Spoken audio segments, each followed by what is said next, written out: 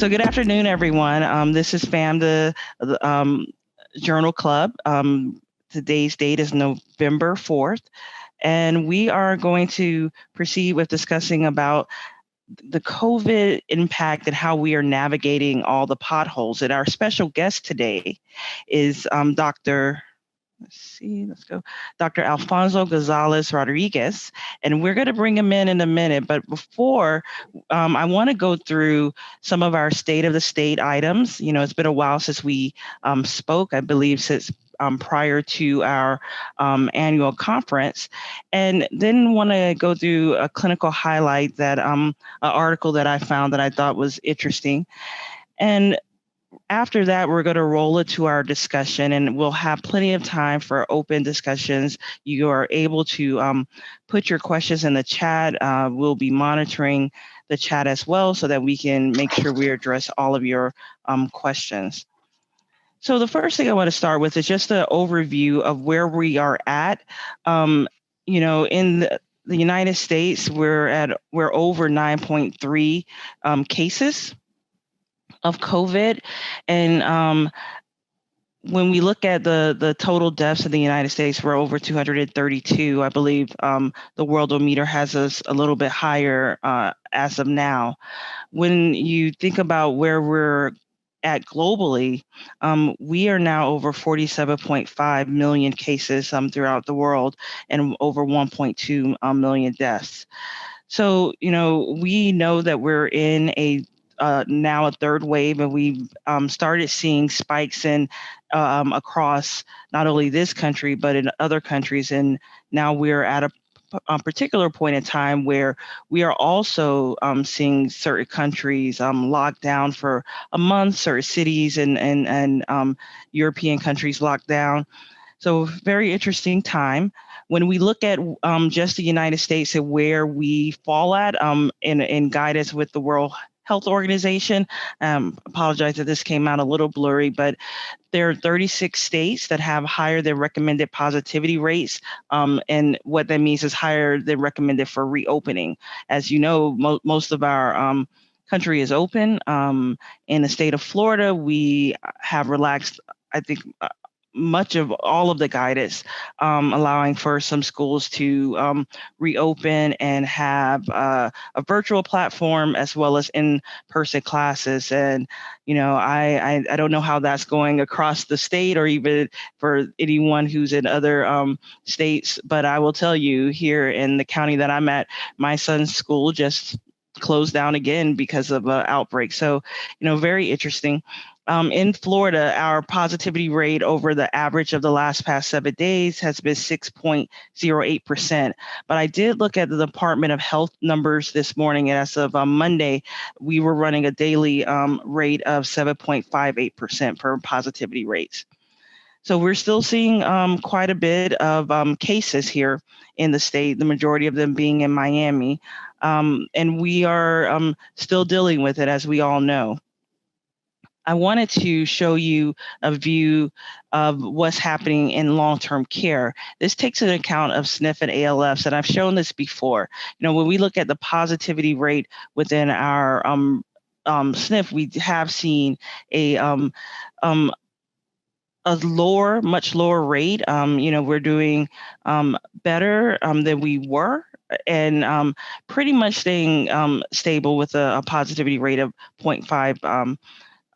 0.56%, and for our staff, we're at a little over 1% for positivity rates. One of the things that I appreciated when we had our conference was some of the different analytic sites. I think Dr. Randall shared this one with us, the COVID tracking project. And in looking at it, they are now reporting long-term care data. And what they reported as of October 29th is, even though there's less than 1% of the America's population living in long-term care facilities, we're accounting for 40% of the deaths.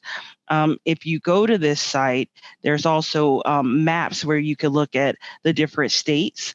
Florida currently has a percentage of deaths in long-term care of 39%. That means that of the long-term care deaths, of the deaths we had throughout the state, about over 6,000 of them were in the long-term care space.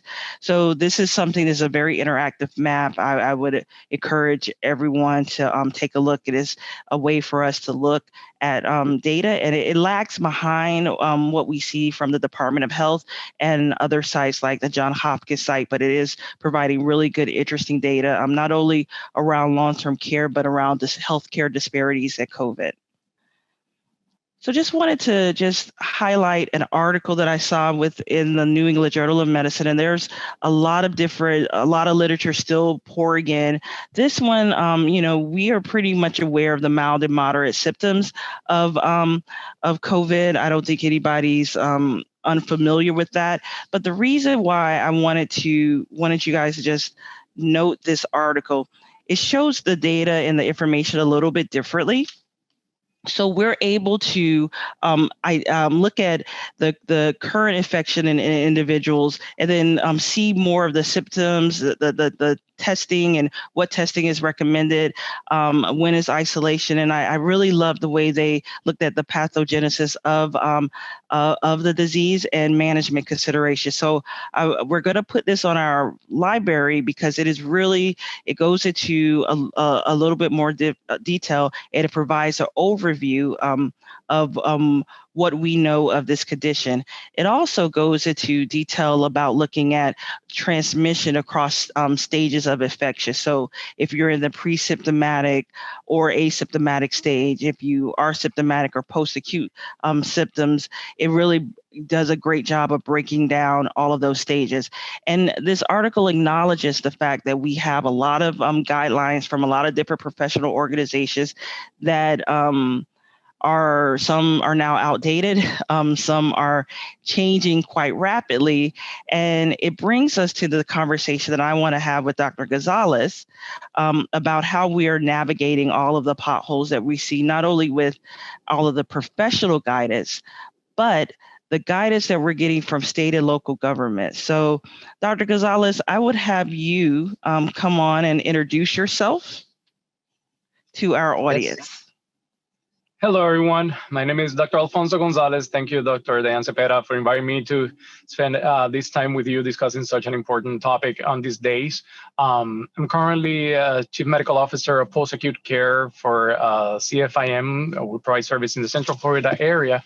So we are in direct contact with multiple nursing homes, around 40 nursing homes in the Central Florida area. Also with assisted living facilities and everything that has to do with the post-acute care spectrum. So basically, we are dealing with the COVID challenges on daily basis, dealing with the dynamics, dealing with all these issues that are coming out of the issue. Because COVID, we can say it like an octopus. The center point is the COVID, but it has a lot of branches that comes out of it that we have to deal with them and try to, in a certain way, make processes that make sense and interact well with the other processes that are already in place. Thank you, Dr. Gonzalez. So I wanted to talk to you first about if you can just go into detail about dealing with state and local guidance and the variability and the challenges of dealing with that as you're trying to adhere to it and practice in the nursing home and the ALFs and across the multitude of care settings. Yeah, definitely. I mean, adhering to the guidance had been a challenge, and I think the main challenge to it, or the main point on it, is that they change frequently.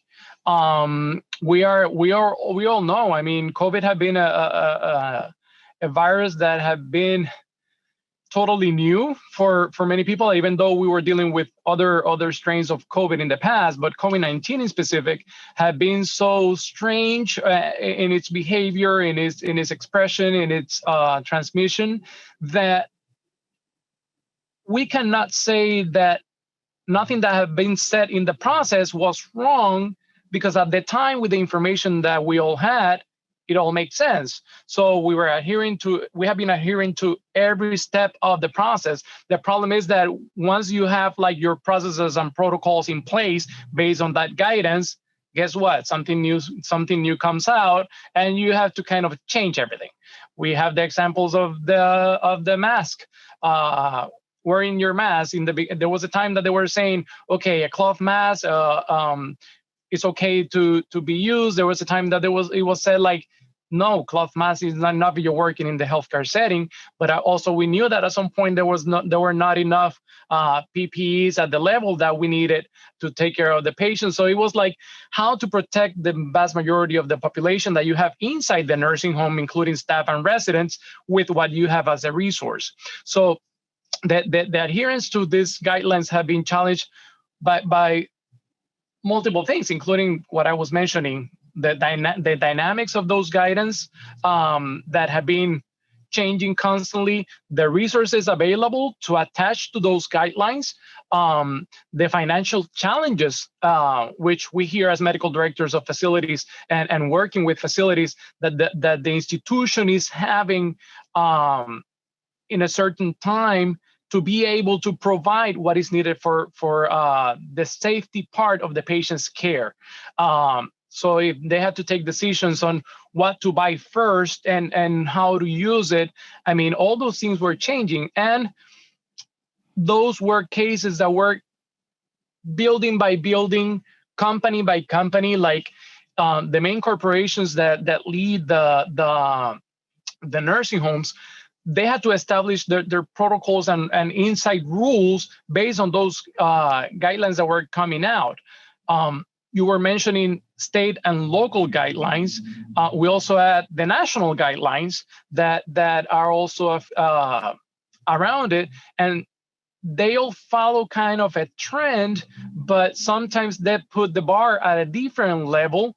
And then it's like some people would come and challenge some recommendations that you might give, or you might even challenge some recommendations. And when you start a conversation, you realize that they're following kind of different guidelines from different institutions, very, very respected institutions. But as I said, everybody is adjusting the guidelines based on the information that is coming out. And we know that there's still information coming out, and we know that there's still going to be information coming out probably a month, 2 months, a year from now. So everybody trying to do the best have become a challenge because we're all following based on the information that we are receiving. So it's like, who's going to win the race to get all the final right answers? We don't know. So in the process, we need to keep walking. So we need to kind of grab the information and kind of put all the map together so we can have a whole picture, because we are the experts on the field. We are the ones that people are coming to ask. So if we have questions ourselves, how are we going to explain it to the people that is coming? So what I do and I always recommend my colleagues is like, try always to do the disclaimer that guidelines at the moment, that recommendations, processes, and protocols are not final. They are based on the current information that we have, because the least that we want is people coming 1 month or 2 months down the road, coming back and telling us like, hey, you told me to do this and then I had this problem, or you recommended to do this and this happened. So by keeping that transparency of, hey, we don't know all the information. Hey, we are doing our best with what we have and what we know, and for sure we can tell you that we're going to do everything that is in our hands to keep your mom, your dad, your family member, your neighbor safe. But there's always challenges that we will be dealing with that we will not have the right answer immediately. Yeah. So that adherence is tough when you are adhering to something that is dynamic, but at the same time, those are the things in that specific time frame that the guidelines are in place that are going to be backing you up on the decisions that you're taking in your buildings. So it brings me to the next item that I really want to talk through, and that is around what we saw with nursing home visitations.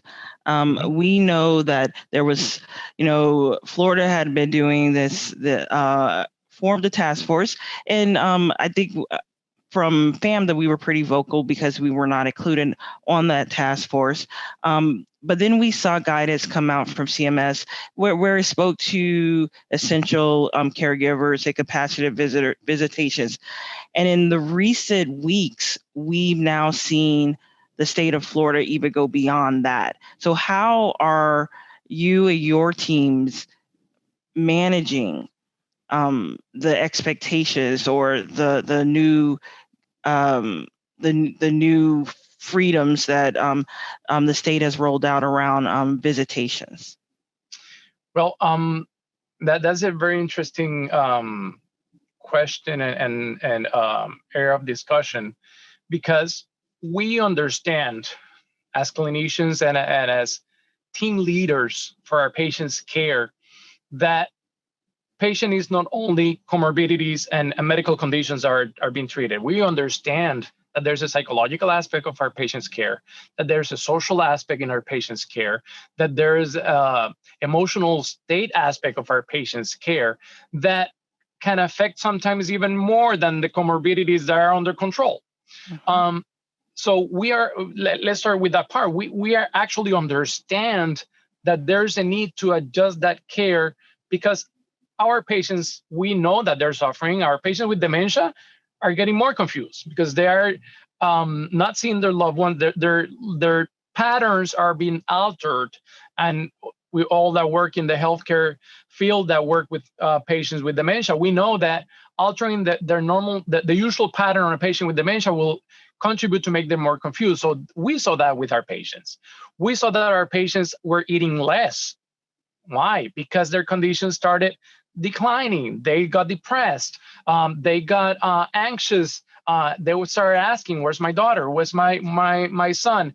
Even though they were seeing them through FaceTime, through any platform, that digital platform, they were asking, "And when am I going to see you?" Because for them, that is not a contact with their loved ones. They were not the technology era or generation. So for them, not having that physical contact is like they don't love me anymore. They're not coming to see me. They abandoned me. So all those thoughts that are in our patients, we understand that are happening, and we're trying to work with them. But knowing that part, we know that we need to work toward that, facilitating that encounter with their loved ones, facilitating that visitation process. But we also know that the only way the wind is going to enter your house is if you open the doors and the windows. Mhm. So by using that analogy, we know that the virus had never been totally um, closed out of the facilities, because we have staff coming in, but that's a risk that we cannot avoid. I mean, there's some risks that you can work with. There are others that you need to be knowledgeable about them and work with them as better as good as possible. With the visitation, we know that we need to facilitate that, and we need to look which is the safest way of the process. So what I've been telling to my facilities is, let's first look at our reality as a facility. We have the recommendations, we have the authorization from ACA, from the state, on facilitating the visitation and opening for our family members to come, for those essential caregivers, even to assign which tasks are they going to be assisting with their loved ones, which was part of the task for recommendations. Um, but at the same time, how are we going to do it safe for our residents? So I tell my facilities, let's look at our environment. Let's look at where we are. Let's look at our county. Let's look at our surrounding facilities. Let's see how the dynamics are happening. We know that if your facility is located in a very high risk area, that the trend of COVID cases keeps spiking or hasn't been controlled, or there have been outbreaks in the community surrounding your facilities, you know that you are a higher risk for that. So what we have been working with the facilities is, like, first, what is the ideal scenario for our patients to be with their family members, decreasing their risk of exposure? First is open areas, ventilated areas. Second, try to keep distance between the family members and the patient, which is a challenge because they might tell you, yes, I'm going to comply, but hey, you're talking to a family member that hasn't seen their mom or dad probably since beginning of the year, that they have been heartbroken for months every time they talk to them over the phone or they see them, and that their mom and dad starts crying because they haven't been in contact with them. So you're not going to be that police officer telling them like, keep a distance, keep a distance. Everybody will know the rules, everybody will know what are the recommendations, but you know that there's some exposures that are going to happen. You need to be kind of upfront with that and tell the family members, okay, these are the rules that we had implemented here at the facility for this reason. I mean, we are in an area that is high risk, and the least we want is your mom, your dad to get the virus. So we want to facilitate your encounter with her, but please help us take care of your mom or take care of your dad. Make them part of the process. I was reading an article on a case in which the daughter transmitted the virus to the mom, and it was very interesting. Let me see if I can find the wording that they use, but it was something like the worst thing that can happen to a son or a daughter is to know that their mom or dad died because they transmitted a disease to them. And that I can attest. I mean, that I just thinking about it is a nightmare if you think about it. So let's make them part of the process. I know that people are very aware of the virus. I know they're very aware of what is happening. Unfortunately, we also have people that they will not really kind of engage with the needs of the virus until the virus touches them closely. And that is sad. I mean, it's like a TV commercial. How many people would be an acceptable number of people dying of the virus? If someone says, okay, let's say 50, what is those 50 are your family members? Oh, my family, my friends? No. Well, how many patients is in an acceptable number? None. So let's try to make it to none. We know it's not going to happen. We know that there's going to be a lot of patients that are going to have complications, are going to die, but let's make it in a way that we make sure that it didn't happen because we didn't do what we had to do to prevent it. That it happened because there was not all the things that we could have done. And I think that's a very good point. I really would love to read that article because I think that when you put it in that way where you have children and you don't want to pass it to your parents, I think it's also true for us as clinicians. We don't want to pass that on to our patients. We don't want to know that we were the vector. So it is a very interesting perspective. How have you handled the guidance that even if your facility is experiencing an outbreak, you could still allow for visitations? They just have to be outdoor visitations.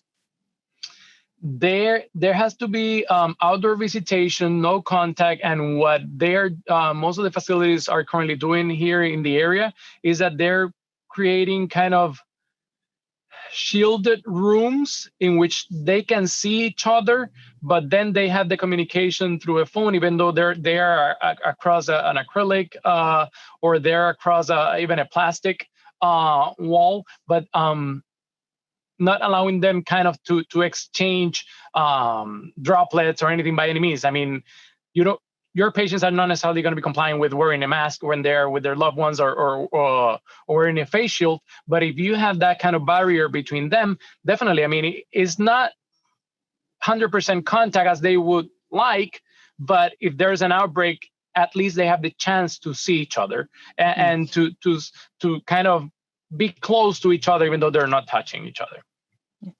Now, let me ask about something that I think all of us are probably familiar with, and just things that we have to deal with as the holidays come on. The leave of absences, the holiday passes, those things that I remember so well as Thanksgiving and Christmas would roll in. How are we navigating around that? The latest guidance that we can allow residents to go home for the holidays and then check back in, a few days later.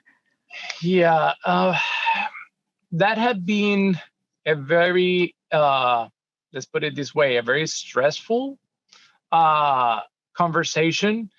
And it's the fact, as we were discussing earlier, you don't want to deny the patient or the family members that opportunity. You don't know if this is going to be their last Christmas. Uh, but at the same time, you want to protect your environment. It's kind of the principle of utilitarianism in healthcare management, that we need to protect our community. So what we have been discussing is, when patients come out, we might need to go into the same protocols as we were doing when a patient comes from the hospital. We put them in a transition unit, to keep kind of an isolation process, to make sure that they don't present any symptoms when they come back. I mean, you don't want to find those symptoms once they have engaged with their dynamics inside the building, spreading droplets around and putting the rest of the population at risk. So that leave of absence might have a sacrifice affiliated with it or associated with it, and it will be probably that when they come back, they might need to go into stay on a transitional phase, isolated from the rest of the community, until we are sure that they are not infected with the virus, because we will not know where they went, who were they with, what were the precautions taken. We will not know that. So the only way we can do is protect the rest of the community and keep those residents in transition units. Yeah, I think that, I mean, it is, I think you would have to make sure, and tell me if I'm wrong, that the family and the residents are aware that this is going to happen after they come back, because Yes. I could see that being a real point of contention where, like, well, I just want to go back to my room. And I was just with my family. I did go out the house. But it is going to be, it is going to be a challenge. However, as I mentioned earlier, as long as you keep the information flowing and you don't get anybody by surprise, it's like, let's say, when you go to a bank and get a loan, they will tell you which are all the things that you need to pay aside from the loan if you want to get it. I mean, it's not the same scenario, but you are not upset with those costs because they're explained to you since the beginning. Does it make sense? So with the family members, if they know that by taking them out of the facility, that is going to happen when they come back, some might say, like, okay, no problem, we'll take her, she's going to have fun with us, and then monitor her, and it's going to be 2 weeks, whatever is at the time. But the worst thing that can happen is that you start telling them once they're back, like, no, you cannot leave your room because you were out. No, I mean, never do a reaction scenario. Do a proactive scenario, explaining what is going to happen, and let them take the decision. You still want to go out? Perfect. Let's work on it. That this is going to be the process, so you know what is going to follow. And it's not a threat. I mean, it is protecting everybody, and even protecting the same resident, because some other patients might do the same thing. So by doing it with other residents, that resident is going to be protected as well.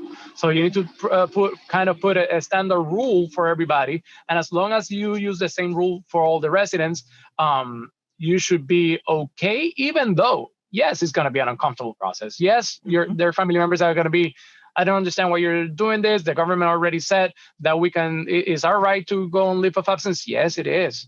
But still, we have the responsibility of keeping our communities as healthy as possible and as safe as possible with the COVID. So there are precautions that needs to be taken regardless. Yeah, I think one of the unfortunate things throughout this pandemic is the misunderstanding that a lot of our patients, as well as some family members, have when they see some guidance come out. They assume that things are either better, safer, or not an issue any longer. And I curious to know what it's like to be in the position to then tell them, nope, we're still in it, and it's still just we still need to adhere to these rules, even though we're allowing for the visitations, even though we're allowing mom to go home on Thanksgiving, and even though you're going out to physicians' offices. How do you deal with that when the family members are coming and being upset? You know what? I want to say probably that had become less frequent. I think with all the information that have been flowing through the different sources, media, social media, news, the government had been doing a great job in transmitting information constantly at a county level, at a state level. I mean, I've seen our medical director for the Orange County here in Central Florida constantly giving information out and keeping everybody updated. Since they're also hearing it from other sources, I mean, they're not getting as probably upset as they were in the beginning, in which they were, but I heard this last week, but I heard this from this other source, but this doesn't make sense, but I don't trust this X, Y, or Z source because this other source said this. I think we're getting to a point that information is getting a little bit more aligned. And that is helping family members to have a little bit more of knowledge, not necessarily in medical terms, but at least in general community terms of safety and precautions. So I think that facilitates our conversation then in the facility of which protocols are we going to be following and why, because I think that is very important. It's not only telling what are you going to do, but also tell them why are you doing it. In my case, I want to say probably like 85% to 90% of the time, the family members are like, yeah, I understand. I mean, they will always try to see if they can bypass that process, but at the end they are like, I know. So that's when you realize, like, yeah, I mean, I'm also a son. I'm also a family member. I know how it feels, and it's frustrating.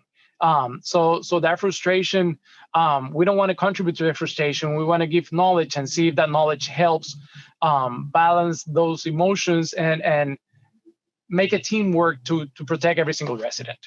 Yeah, I mean, I'm glad to hear that it's happening in Orange County. I know there's still variability in some other counties in Florida and from around the country and other states. Let me ask you this. Have you, I don't know if you're seeing this in the facilities where you're working at, but I know that we've had concerns again about PPE shortages and lack of access to getting PPE. I think when we've asked ACA and some other resources, we get the conversation, well, make sure that they're adhering to the CARES Act. But we've seen in some recent articles, I think in the Annuals of Long-Term Care, they had an article about this within the past week, that some of the smaller facilities, some of the facilities not associated with corporate chains are now suffering again with PPE shortages. Is that something that you are seeing around the area that you guys are serving? Here in the Tri-County area, I haven't seen that problem as a big issue with the facilities. Most of them, they were able to work with their suppliers to keep PPE flow. Some of them actually overstock some areas in their facilities to make sure if the third wave, fourth wave, we don't know how many waves are going to come. So they have some supplies there to assist, and what they keep using it and they keep refilling to make sure that they don't go short on them anymore. I'm pretty sure around the nation there's going to be a lot of facilities, especially in the rural areas, that are going to have that shortage because, hey, PPE is not cheap. I mean, that is an investment that needs to be done, but at the same time, you cannot invest what you don't have. We know that we have our non-for-profit organizations that have facilities taking care of the underserved population. Sometimes we know that there are areas that even for physicians to get there is a challenge, and that's when part of the value of telemedicine when it was authorized. So with the PPEs, that's not an exception. So with the PPEs, we know that not everybody's going to get it as accessible as other areas or as other facilities. Here, the Tri-County is kind of more of a metropolitan area, so I think that helps the distribution and the availability of the PPEs. But for sure, I'm pretty sure that is reality in many facilities in certain areas of the state and of the nation. Have you heard of any facilities having issues with ongoing testing and the testing guidance or recommendations that CMS has put down around positivity? Has that become a challenge in your area or surrounding areas? Yes, actually, it's kind of interesting because with the change in the beginning, with I want to say probably March, April, we had the government covering the testing in the facilities through a specific lab, and so the facilities knew that it was just a path that they need to follow with the testing. Once that was over, it was kind of, now what? How often? Who's going to do it? Who's going to get tested? Working with the refusal to get tested, either from residents or staff members. I mean, all that became a higher challenge once that government part was removed out of the equation. Right now, some of the facilities have partnered with specific labs that are doing their testing, and we all know that most of them are working with the cost right now. Some of the facilities are just identifying resources in the community so they can send their staff members if they need to be done at a certain time to get tested. Here in the Central Florida area, we have facilities and testing centers that the patient, name it staff member or family member, because some facilities recommend if the family member can to get tested before they come, that they don't need to pay for the test, because there are some programs that they can go get tested. Still, the insurance card is taken, but they don't pay any copay, and if they don't have an insurance, they anyway get tested. So everybody's trying to identify and have a list of those options to put it in practice depending on the scenarios that they face. But with the testing, some facilities are having the challenge not only to do the test, but how often they have to do it, because like I still go to a facility that they get tested 2 times per week. So if you are going to walk into the facility, your test needs to be within 3 days of your visit to the facility. Otherwise, you cannot walk in. So each facility is following the programs with the labs that they identified. And so far, it has been flowing okay. I haven't seen like a challenge that they need to test and they cannot do it. So if one of the resources is not available, we go to the next option. Good. My final question, and then we're going to open it up to everyone, is around the clinician's workflow and how not only are you managing, but your team's managing, given the environment that you're practicing in. Yes. Right now is a little bit easier than. I want to use the term easier, even though it's not easy, but it's a little bit easier than the beginning because of all the confusion on spreading risks. We have a hospitalist division and we have a post-acute division in the company I work with. Most of the hospitalists in the hospital, they don't do any kind of work in the post-acute, and most of the SNFs, we do the work in post-acute. They don't do work at the hospital, but there's always isolated cases that they can moonlight at the hospital or do special work at the SNFs. In the beginning, there was a time that some of them were banned from going to the SNF because they took care of a resident with COVID in the hospital. And they had to wait 14 days and do 2 testing with the negative testing, those following the guidelines that were in the beginning. Right now, as long as they get tested and they wear their PPEs, even if they work with patients with COVID, as long as they keep their isolation precautions in place, they're okay to go into the facility. So it has been relaxed, still in a safe way. I want to mention, and the reason I say still in a safe way is because sometimes people are like, wait, why aren't we doing this the way we used to? I mean, it has been proven so far with the correct PPE and the precautions, the risk of transmission is extremely low. So as long as you keep track with your testing here in the Central Florida, we're still testing for every facility on a weekly basis. And that is definitely keeping us, I think, in a safe position to continue our work. That's good to hear. I know that we've, I guess in the past week, we've seen that FMA put out a statement supporting physicians. And I know that around the country, there's been statements to support the nurses, because I think it's been challenging. And I don't think everyone realizes how challenging that is. So, guys, I want to make sure we have time for anyone to ask questions. If you have any questions, please feel free to either put it in the chat, or you could take yourself off of mute and we could definitely ask. Shane, do we have anything so far? Yes, I have a couple in the chat. The first one from Nancy Rodriguez Weller. Any recommendations for preventative protocols for residents in long-term care? I see physicians ordering vitamin C, zinc, and adding apixaban for 1 week for residents who are COVID positive but asymptomatic. So, Dr. Gonzalez, do you have any protocols that you're currently using? With the medications, we are not. We are focusing on the testing and on the evaluation of possible symptoms. With the use of vitamin C and zinc, there have been advantages that have been documented so far. However, there's no final standard protocol recommended by FDA with any of the medications that are currently being tested, not even the vitamins.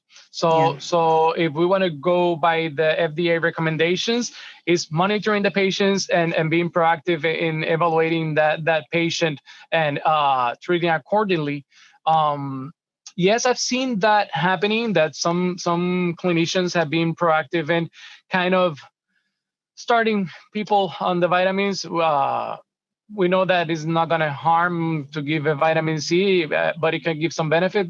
But we also don't forget that we are monitored for unnecessary use of medications and vitamins. Sometimes they're classified as well when it comes to audits. So we need to be careful that we still need to abide by the regulations that ACA and the different regulatory agencies put the facilities through. So I would say focus on the monitoring, focus on and keep an eye on your residents.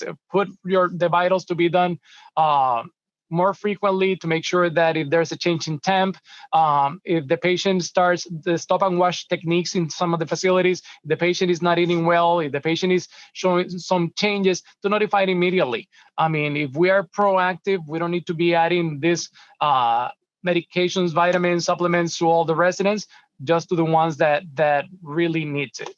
Yeah, and I'll just add that I know when we had this conversation at our annual meeting and prior on other journal clubs, I think we had Dr. Dana Safal who was recommending or was making comment in line with what you're saying, Dr. Gonzalez, about vitamin C and zinc.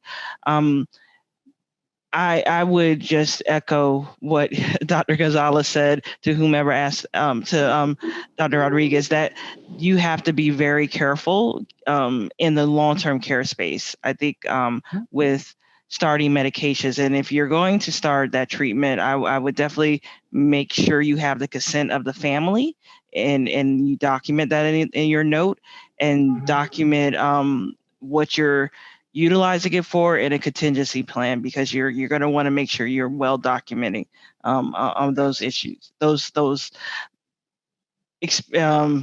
treatment plans that are not part or authorized to be used in this for COVID. Any other questions, Shane?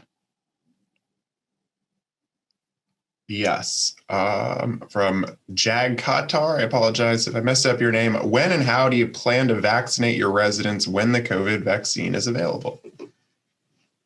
Basically, as soon as it gets approved.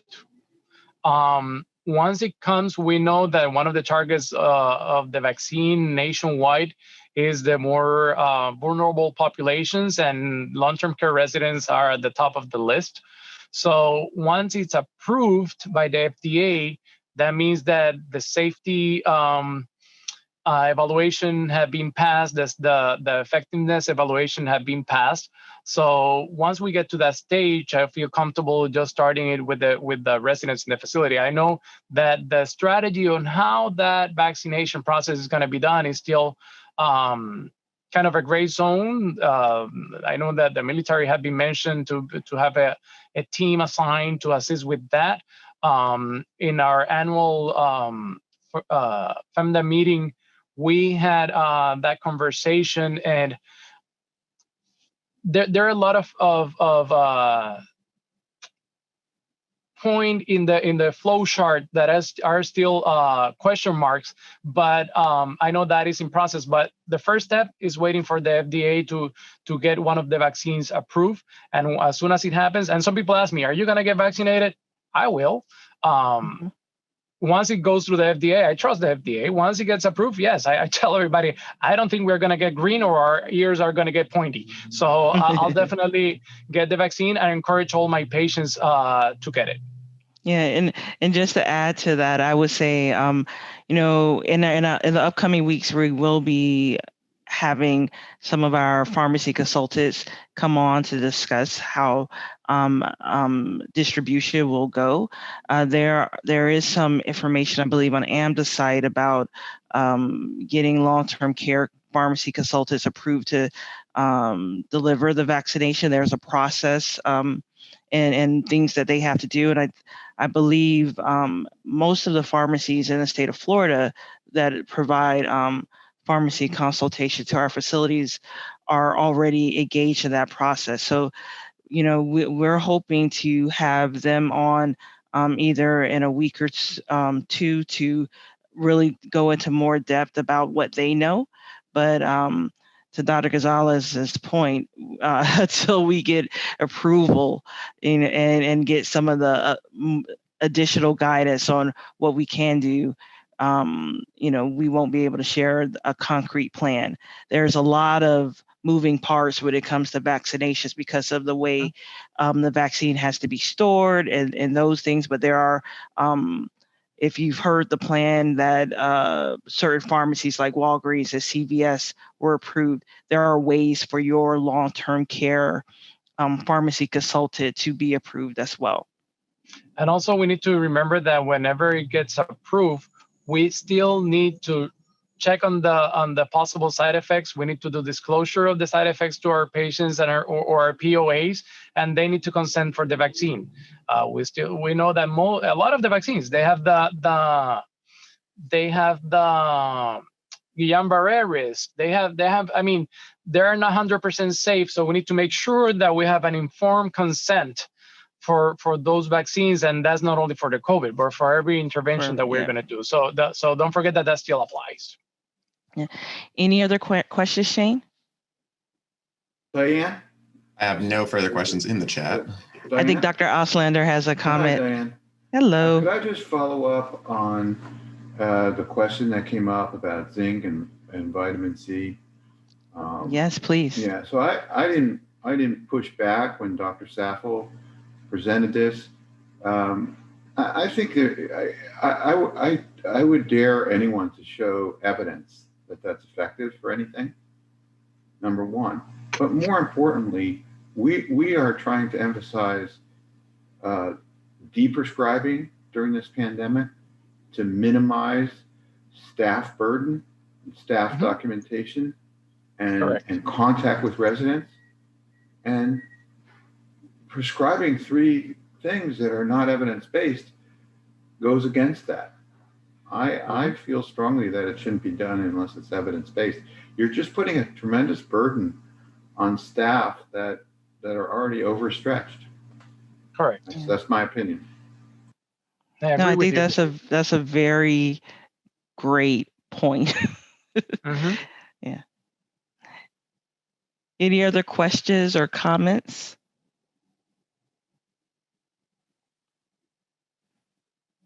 Yeah, and I'll add something else to Dr. Oslander's comments. I think throughout this pandemic, there's been a rush to find a a pill or a medication to treat it with, and I don't know if that's just us as clinicians looking and hoping for things.